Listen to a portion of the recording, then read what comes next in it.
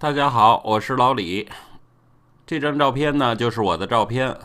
我的头发呢不是很多，那如何让它快速的长出头发来呢？今天我就和大家分享一下如何给照片添加发型。这张就是我添加好的效果，是不是显得年轻了很多呢？但是我自己感觉还是不太自然，有点别扭。但是我们所学的是方法，我们来比较一下。好，那我们从头开始操作一遍。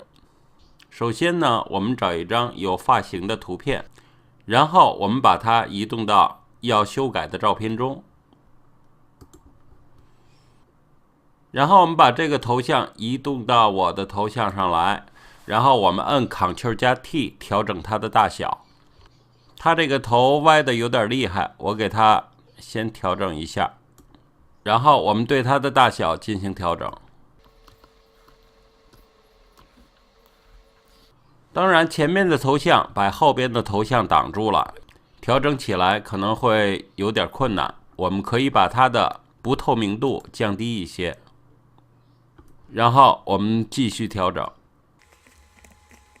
调整完成之后呢，我们把它的不透明度调整回来，然后我们创建一个蒙版，然后我们选择左边菜单栏的画笔工具，对图像进行擦除。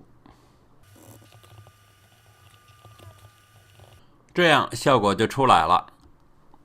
我们来比较一下之前和之后的效果。这就是我今天和大家所分享的，感谢大家收看，我是老李，我们下次见。